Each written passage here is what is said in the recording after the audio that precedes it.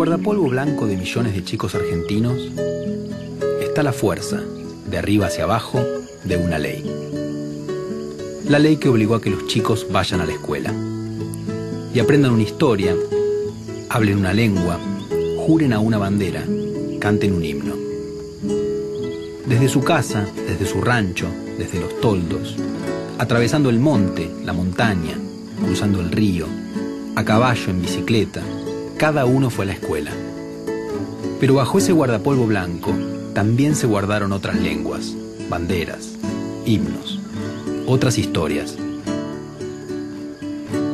En muchos chicos, la nacionalidad tiene su antecedente en el silencio, en algo que debieron callar, en el aprendizaje de un idioma nuevo,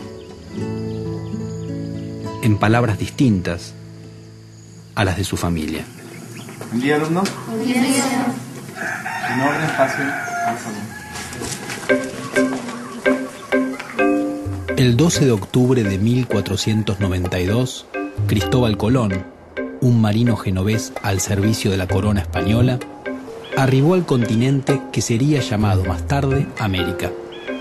La llegada de los europeos marcó el inicio de la formación de las actuales sociedades americanas y por eso la fecha es recordada en todos los países del continente. A partir de los viajes de Colón comenzaron las exploraciones en la región y pronto empezó su conquista a través de la fuerza. Primero fueron las islas del Mar Caribe y unos años más tarde los españoles lograron vencer a dos grandes imperios, el de los aztecas en el actual territorio de México y el de los incas en Perú. Lo consiguieron aprovechando la sorpresa que generó su llegada, usando a su favor los conflictos entre los indígenas, en particular el resentimiento de los pueblos oprimidos por los aztecas y los incas, y en algunos lugares por un fenómeno inesperado. Los europeos trajeron enfermedades que causaron miles de bajas entre poblaciones que no tenían anticuerpos contra ellas. Con esas conquistas, los españoles obtuvieron mucho oro y dominaron a vastas poblaciones, a las que hicieron trabajar para ellos. Avanzaron buscando lo mismo hacia otros territorios americanos y así se internaron en lo que hoy es Argentina. En esas tierras existía una enorme diversidad de pueblos, como los pehuenches, tehuelches y onas en la Patagonia, los querandíes y pampas en la región pampeana, los guaraníes, chanatimbúes y guaycurúes en el litoral y el Chaco, los lules y tonocotés en la Mesopotamia santiagueña, los comechingones en las sierras cordobesas y los huarpes en Cuyo. En la zona que hoy es el noroeste argentino había mayor densidad de población. En la Puna habitaban los casabindos y los cochinotas, mientras que en las quebradas y las sierras que van desde Jujuy hasta La Rioja vivían los humahuacas, los tilcaras y los ocloyas en la parte norte y distintos grupos diaguitas del lado sur, entre ellos los calchaquíes, amaichas, hualfines, belenes y quilmes. Se trataba de sociedades que, desde fines del siglo XV, habían sufrido el dominio inca.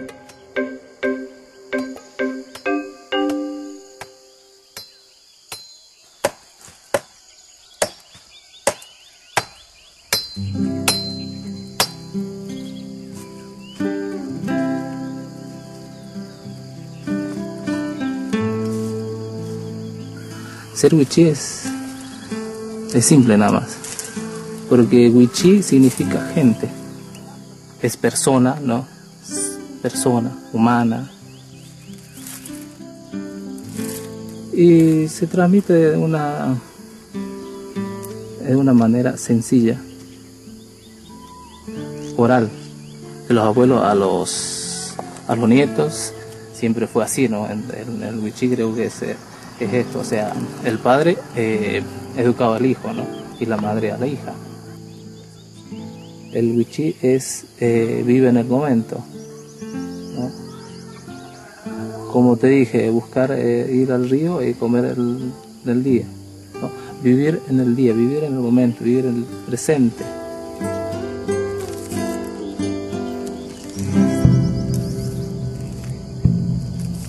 La conquista del territorio que hoy es argentino fue lenta y complicada para los españoles.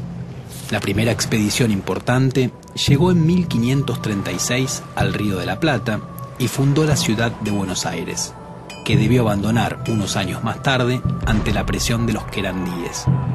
La misma expedición fundó Asunción, actual capital de Paraguay, y logró consolidar esa ciudad en medio de las tierras guaraníes.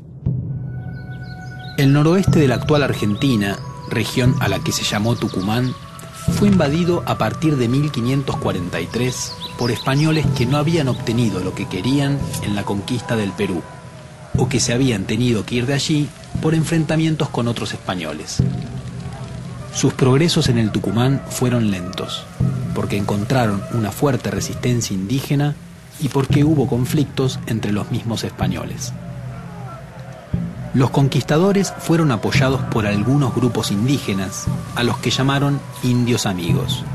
En general, los grupos nativos que anteriormente habían sido aliados de los incas, colaboraron con los españoles y los ayudaron a combatir contra otras comunidades indígenas con las que ya venían luchando desde antes. Los españoles fundaron varias ciudades en el Tucumán, pero un levantamiento indígena en 1562 las destruyó todas, con excepción de Santiago del Estero, que fue sitiada.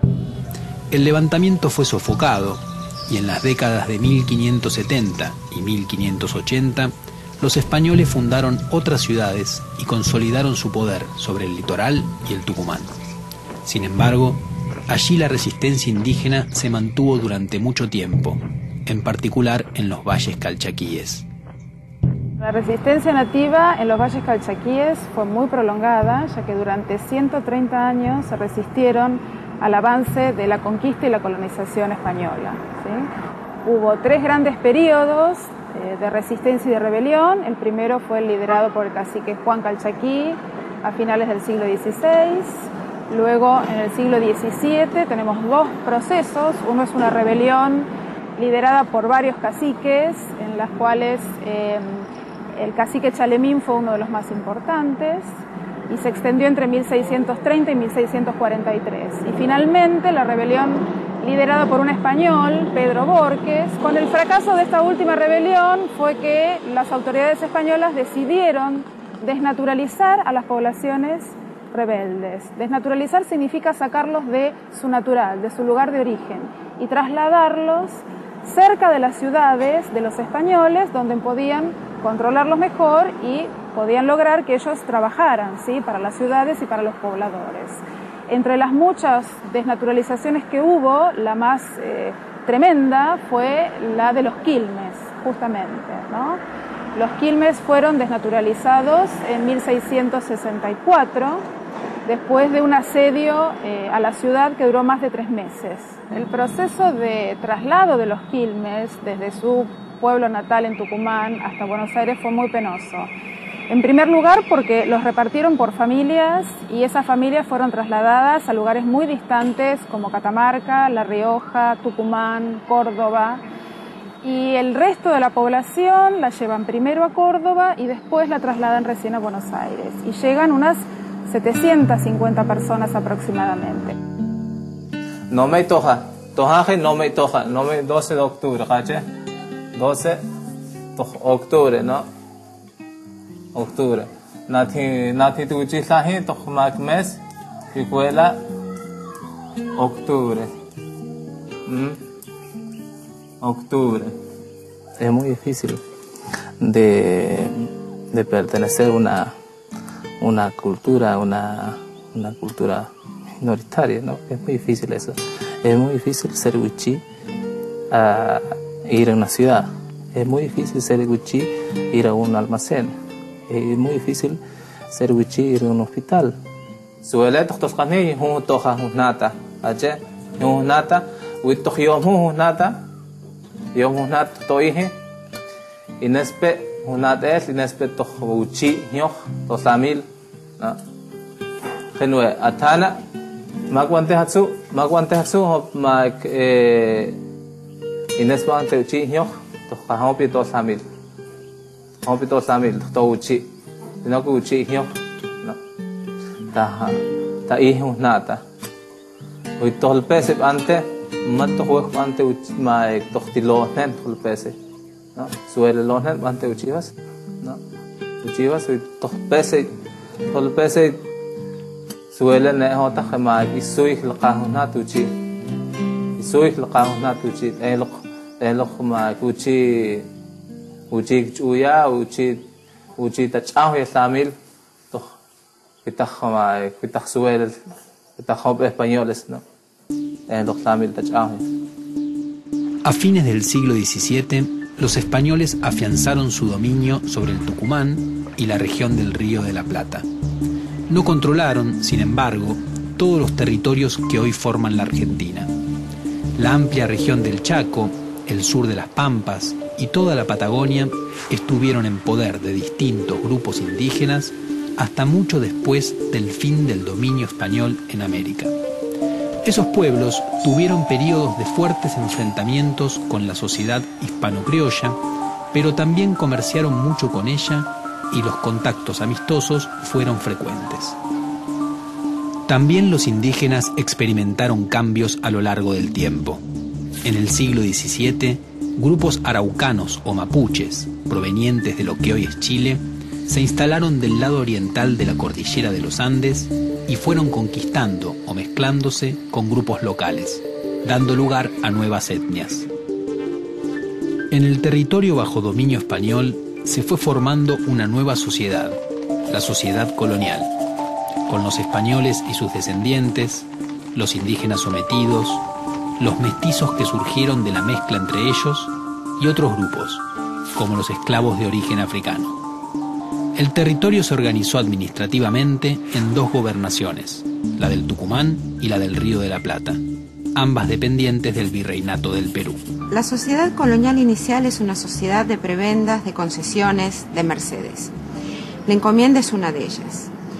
Es el otorgamiento por parte de una autoridad a un conquistador, a un personaje destacado en la conquista de un número determinado de indios para que se haga cargo de su tributo, que puede ser en dinero, en especie, o sea, en bienes o en trabajo.